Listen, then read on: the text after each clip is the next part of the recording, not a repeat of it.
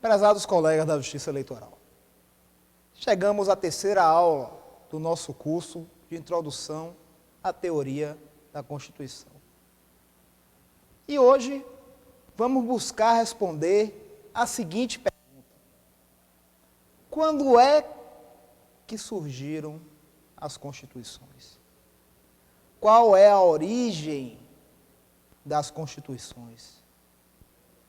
E para responder a essa pergunta, vamos estudar um fenômeno batizado pelos constitucionalistas de constitucionalismo.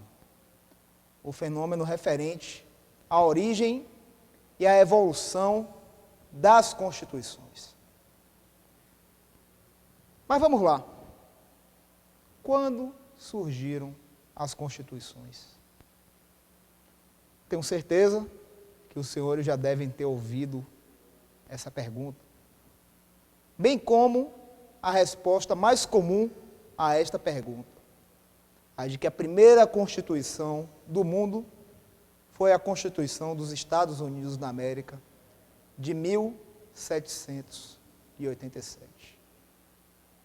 Mas volto a perguntar aos senhores: será que realmente a Constituição dos Estados Unidos da América, de 1787, foi a primeira Constituição do mundo? Para que a gente compreenda melhor essa questão da Constituição, da história da Constituição, e responda a esta pergunta, devemos recordar da nossa última aula, que falava sobre o conceito de Constituição. E aí o que é que a gente observou? Existe um conceito jurídico, um conceito que é consagrado na doutrina, no estudo do direito, nas faculdades, aquela ideia de que a Constituição é a lei maior. Mas vimos também que existe o conceito político de Carl Schmitt, que estabelece o que exatamente? Estabelece que a Constituição é o conjunto de normas fundamentais de qualquer sociedade, relacionadas àquele tripé que nós estudamos na primeira aula: direitos, deveres e garantias fundamentais, organização da sociedade, do Estado, instrumentalização da participação política. Bem como vimos também que existe um conceito sociológico de Constituição, aquele conceito difundido por Ferdinand Lassalle, segundo o qual a Constituição é a soma dos fatores reais de poder. Diante disso tudo, o que é que a gente pode observar? Constituição como a lei maior, como algo realmente diferenciado em relação ao restante da legislação, é de fato um fenômeno recente. De fato, a primeira Constituição suprema, dentro dessas características, diferenciada das outras normas, pode-se afirmar que foi a Constituição americana, de 1787. Mas a ideia de uma Constituição congregando direitos, deveres e garantias fundamentais, organização da sociedade e instrumentalização política, as normas relacionadas a esses temas, como a Constituição, essa ideia sempre se fez presente na história da humanidade. Afinal de contas, como já dizia Aristóteles, o homem é um animal político. E sendo um animal político, o homem sempre se organizou em sociedade. E essa sociedade sempre teve uma Constituição, escrita ou não. Diante disso tudo, uma vez que sempre existiram normas de organização dos grupos sociais, de estabelecimento de direitos, de deveres fundamentais, e também de estabelecimento de relações de poder, instrumentalização da participação política, podemos afirmar, sem sombra de dúvidas, que toda a sociedade sempre teve e sempre terá uma Constituição. A Constituição não é fenômeno recente, portanto. No entanto, nós estudamos nas faculdades que a primeira Constituição foi a Constituição dos Estados Unidos. Por que será? Por que será que valorizamos tanto a Constituição americana? por um simples detalhe. Foi, de fato, a Constituição americana, aquela Constituição que primeiro representou um fenômeno de natureza burguesa, mas fundamental à história da humanidade, ocorrido no século XVIII, e que vai ser um marco de total transformação na história do direito constitucional. O constitucionalismo. O constitucionalismo, movimento social, político, econômico que originou as constituições escritas, supremas, dentro dos ordenamentos jurídicos. Mas o que foi exatamente esse constitucionalismo? Por que ele surgiu? Para que a gente compreenda essa realidade, vamos voltar alguns séculos na história e lembrar da Idade Média. A Idade Média que surgiu no ano de 476 d.C., com a queda do Império Romano do Ocidente. Um momento de grande transformação, onde a Idade Média surge e se dá fim à Idade Antiga, ao período chamado de Antiguidade, onde o feudalismo começa a preponderar como forma de organização social, política, econômica, onde a própria noção de Estado, como aquele conjunto de povo, território e soberania, se perde diante dessa nova estrutura. E essa Idade Média, que surge em 476 d.C., pode ser dividida em duas fases: a Alta Idade Média e a Baixa Idade Média. E o marco diferenciador de uma fase para a outra é justamente o século X, o século XI d.C., quando nós temos o ressurgimento das cidades, propiciado pelas cruzadas, pela peste, pelo comércio que volta a florescer. E é o ressurgimento das cidades que vai fazer surgir uma nova classe social, a burguesia, que vai se contrapor ao feudalismo. É nesse momento que a semente do capitalismo é lançada. Lança-se a semente do capitalismo, que vai florescer com a Revolução Industrial. E com esse surgimento das cidades, desse novo modelo econômico, dessa nova classe econômica, nós temos paulatinamente o enfraquecimento do feudalismo. E com o enfraquecimento do feudalismo, com o fortalecimento da burguesia, chegamos ao século XV. Século XV, fundamental na história do homem, porque marca o fim da Idade Média. A Idade Média vai acabar no momento em que vai surgir o Renascimento, em que o homem vai voltar ao centro do universo, abandonando-se de alguma forma o teocentrismo vigente até então. Momento em que os estados nacionais modernos vão se formar, aproveitando-se da conjuntura favorável, da formação de laços culturais entre os povos, mais uma vez da peste que assolava o continente europeu, de diversas condições favoráveis presentes, principalmente da união da burguesia economicamente forte com os príncipes, que propiciou a formação de exércitos e, com a formação desses exércitos, os exércitos mercenários, a constituição dos estados nacionais modernos com a derrota paulatina dos senhores feudais. E aí nós temos início a Idade Média, nesse século XV, período que vai até o século XVIII. E a Idade Média, primeiramente, se caracterizou pelo absolutismo monárquico. O absolutismo monárquico foi o regime político adotado inicialmente na Idade Média. E por que o absolutismo monárquico? O absolutismo monárquico foi imposto, não por outro motivo, porque a burguesia, aliada a esses príncipes, queria um poder central forte, passível de combater a descentralização política e principalmente econômica do feudalismo. A burguesia foi aliada, portanto, desses nobres na constituição das monarquias absolutas. Era uma necessidade da burguesia. Liberdade econômica com centralismo político. Só que chegamos ao século XVII.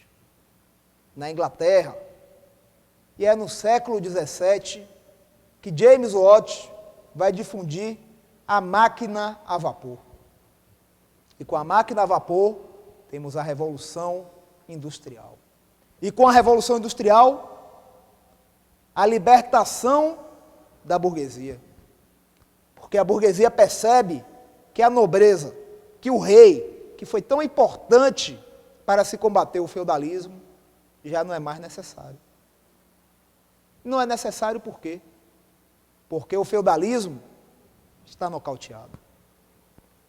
Aquela fase de transição do feudalismo para o capitalismo está praticamente completa naquele momento, embora a gente tenha que destacar que o feudalismo persistiu até meados do século XX, por exemplo, no Japão e na Rússia. Mas naquele momento na Inglaterra, o feudalismo está nocauteado, está derrotado pela burguesia. Já não se faz mais necessário o rei. Pelo contrário, a nobreza nada produz. A nobreza é um entrave ao desenvolvimento do capitalismo burguês.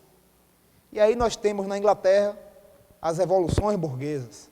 1628, Petition for Rights, petição de direitos a partir da qual a burguesia exige do rei ser ouvida. 1653, Revolução de Cromwell, instituição do único período republicano da história da Inglaterra. Que, claro, depois a monarquia volta, mas volta enfraquecida.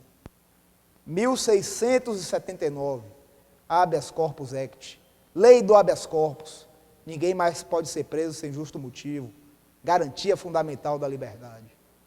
E, finalmente, 1688, com o coroamento de Guilherme de Orange e a assinatura do Bill of Rights, temos a Revolução Gloriosa. A burguesia conquista o poder político. O absolutismo monárquico é derrotado na Inglaterra. Derrotado na Inglaterra, mas ainda vigente no restante da Europa. A transição, de fato, do poder absoluto dos reis para uma democracia só vai se concluir na Europa um século depois, tendo como principal marco a Revolução Francesa. É na Revolução Francesa que nós vamos ter a derrota do absolutismo monárquico naquele país e, de certa forma, no continente europeu. E com a derrota do absolutismo monárquico, a ascensão da burguesia, de uma nova classe dominante politicamente. A burguesia que já detinha o poder econômico passa a deter também o poder político. E detendo o poder político, a burguesia vai impor as suas condições. E uma dessas condições é a existência de uma Constituição escrita, limitadora do poder. Afinal de contas, todos lembravam ainda de Luís XIV. O Estado sou eu, o Rei Sol da França, que concentrava todos os poderes em seu nome. Prática totalmente dissociada da liberdade necessária para o desenvolvimento do capitalismo burguês. Então, naquele momento histórico, a burguesia prega a separação dos poderes, prega a necessidade de uma Constituição. Dá-se, então, o fenômeno do constitucionalismo. O constitucionalismo que vai ser justamente, então, a defesa da necessidade de constituições escritas, limitadoras do arbítrio, limitadoras do poder, ensejadoras de uma democracia liberal. É isso que vai ocorrer naquele momento, tendo como símbolo, principalmente, a obra O que é o Terceiro Estado, do abade Emmanuel Sier, que eu recomendo a leitura para os senhores. É nessa obra que Emmanuel Sier irá definir a ideia de um poder constituinte, um poder supremo, gerador de constituições. É nessa obra que Sier vai diferenciar as leis comuns das leis constitucionais, destacando que estas, as leis constitucionais, são dotadas de supremacia, não podem ser violadas, portanto, e muitas vezes são consideradas, inclusive, cláusulas pétreas, de forma a preservar o sistema jurídico e combater o arbítrio. O discurso da necessidade da Constituição escrita passa a prevalecer. Discurso esse favorecido também pelo ambiente cientificista dominante na época, pelo positivismo, pela aquela ideia de que ciência tem que ser algo objetivo. A gente lembra, por exemplo, dos novos métodos de estudo da sociologia, estudar os fatos sociais como coisas, já dizia Durkheim. E dessa forma, nós temos a Constituição como aquela garantia da burguesia de que o poder não seria mais usado de forma arbitrária. É a primeira fase do constitucionalismo, que vai se pautar nos chamados direitos humanos da primeira geração, naquela classificação consagrada pelo cientista político italiano Norberto Bobbio. Primeira geração dos direitos humanos. Que direitos são esses? Direitos da liberdade. Direitos da liberdade. E por que da liberdade?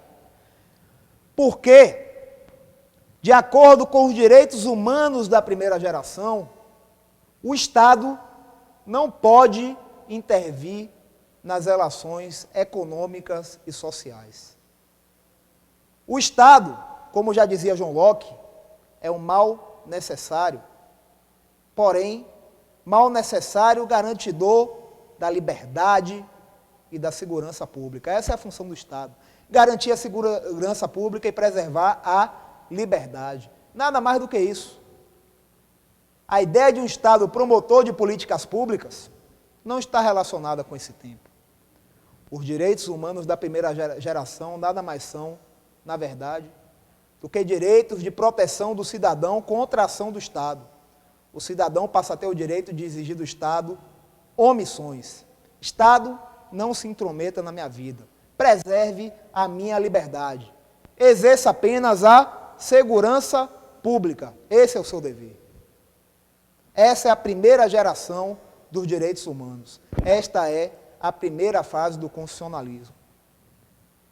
E aí os senhores podem recordar do lema da Revolução Francesa: liberdade, igualdade e fraternidade. Igualdade e fraternidade ao lado da liberdade. Será que esse era o objetivo realmente? Uma igualdade, uma liberdade, uma fraternidade? Sem sombra de dúvida, sem medo de errar, eu afirmo para os senhores. A Revolução Francesa, ao pregar liberdade, igualdade e fraternidade, pregou antes de tudo liberdade, liberdade e liberdade. Porque a liberdade, de fato, era tudo que a burguesia queria para desenvolver o capitalismo.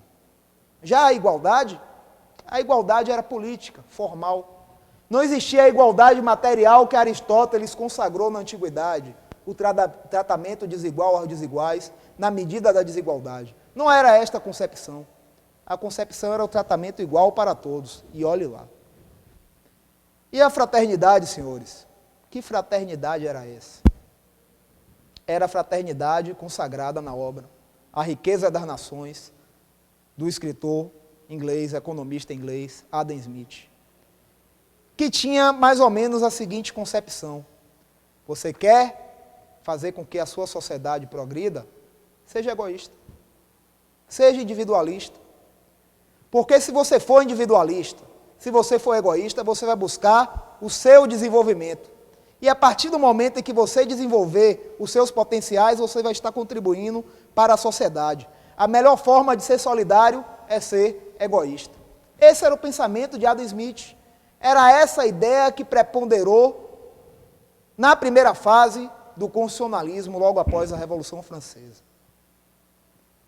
Só que uma democracia, que foi o regime político adotado a partir de então, se pauta em dois pilares fundamentais: a liberdade e a igualdade.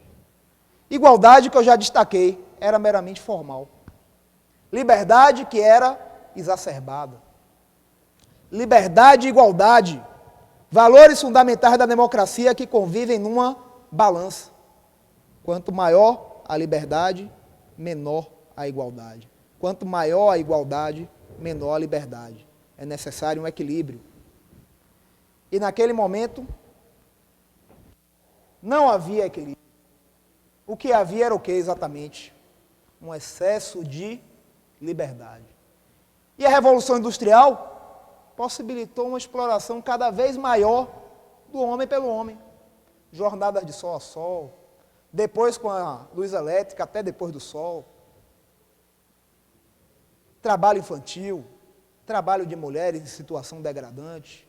Toda uma situação, uma gama de situações baseada naquelas constituições que surgiram nessa primeira fase do constitucionalismo, que estabeleciam que não cabia ao Estado intervir na sociedade. O Estado só deveria garantir a segurança pública, nada mais do que isso.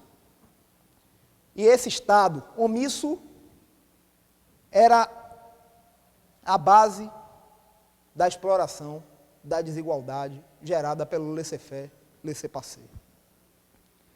Mas, claro, as coisas não poderiam ficar como estavam. E se por um lado, a Revolução Industrial propiciou uma exploração cada vez maior do homem pelo homem, por outro lado, a Revolução Industrial propiciou a aglutinação dos trabalhadores. Os trabalhadores que, até então, no capitalismo clássico, mercantilista, se encontravam dispersos, passaram a trabalhar juntos, passaram a se aglutinar e a se organizar contra aquela situação de exploração. E aí os senhores recordam, nasce o sindicalismo, as primeiras greves, as ideias anarquistas, as ideias socialistas. O liberalismo, o laissez-faire vai entrando numa crise paulatina.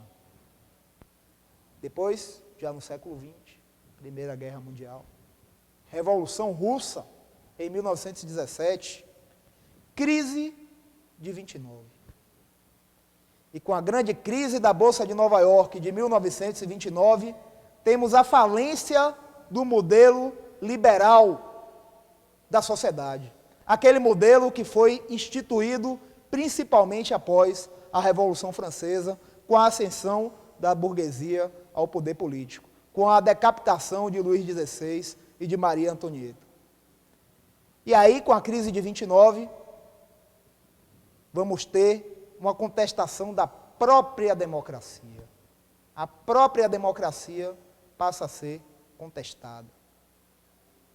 Aqueles direitos humanos da primeira geração, os direitos da liberdade, nem se fala. O mundo vive uma crise. Totalitarismo se expande na Alemanha, na Itália, na Espanha. O socialismo também começa a se expandir. A democracia liberal, nessa ninguém mais acredita. Há de ser tomada uma providência. E essa providência é tomada nos Estados Unidos da América pelo presidente Roosevelt. Roosevelt, que vai buscar em um economista a solução para o capitalismo decadente. Roosevelt vai buscar nas ideias de John Maynard Keynes a solução para aqueles problemas econômicos que os Estados Unidos viviam. Não só os Estados Unidos, o mundo inteiro.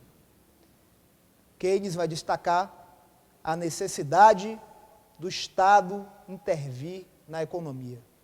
E o Estado, que até então era omisso, passa a ser ativo. Ainda não com funções sociais, mas sim com o objetivo de salvar o capitalismo. Embora a questão social já venha sendo difundida e defendida desde o século XIX. E aí a gente lembra, por exemplo, da Constituição de Weimar, da Alemanha, de 1919, da Constituição Mexicana, de 17. Mas ainda este não é o enfoque. O enfoque é salvar o capitalismo. Logo depois, os senhores sabem, em 1939, em 1º de setembro, estoura a Segunda Guerra Mundial, que vai durar 6 anos. E com o fim da Segunda Guerra, o que é que acontece? Guerra Fria. O mundo se divide em 2 grandes pilares. O totalitarismo é derrotado e temos, de um lado, o capitalismo liderado pelos Estados Unidos e o socialismo soviético. E o que é que o socialismo pregava? Igualdade. Pregava a igualdade. Nem tanto a liberdade, mas principalmente a igualdade. Coisa que o capitalismo nunca pregou. O capitalismo sempre pregou a meritocracia, a desigualdade, de certa forma. Só que será que o capitalismo sobreviveria ante a ameaça socialista? Se o capitalismo não se tornasse social? Esse passou a ser o grande dilema dos capitalistas. E aí, a Guerra Fria vem a surgir como uma solução para se combater o avanço socialista no mundo. Temos a Guerra Fria difundida a partir do final da Segunda Guerra Mundial. E essa Guerra Fria, que vai ser pautada na corrida espacial, na corrida armamentícia, vai ser pautada principalmente na construção da ideia de um estado do bem-estar social. É aquela velha história. O capitalismo deu um passo para trás, para posteriormente dar 2 passos para frente. Era necessário tornar o capitalismo atrativo aos trabalhadores, ou então ele sucumbiria. Daí, o cinema americano, o American Way of Life, o modo de vida americano, começam a ser difundidos como modo ideal de sociedade. Os americanos foram muito inteligentes, trabalharam, os americanos eu digo, os capitalistas, trabalharam com o psicológico do homem, trabalharam lembrando das lições de Thomas Hobbes. O que é que Hobbes falou? Ainda no século XVIII. O homem é o lobo do homem. Ninguém quer ser igual a ninguém. As pessoas querem dominar. Ninguém quer ser igual a ninguém, as pessoas querem ser melhores. E o que é que o socialismo pregava? Igualdade. Pregava a igualdade, mas será que esse era o desejo das pessoas? Serem iguais? Ou as pessoas queriam continuar a alimentar a vontade de serem melhores do que as outras? Essa foi a grande sacada do American Way of Life. Dizer para o trabalhador, se mantenha fiel ao capitalismo. Porque no capitalismo, no nosso capitalismo, no American Way of Life, você terá escola, previdência, saúde, moradia, mas mais do que isso tudo, você terá preservado o seu talento. Hoje você é explorado, hoje você é empregado, operário da indústria, só depende de você, do seu estudo. Amanhã, você é seu dono, seu patrão. Quem é que não se seduz com a possibilidade de ser rico?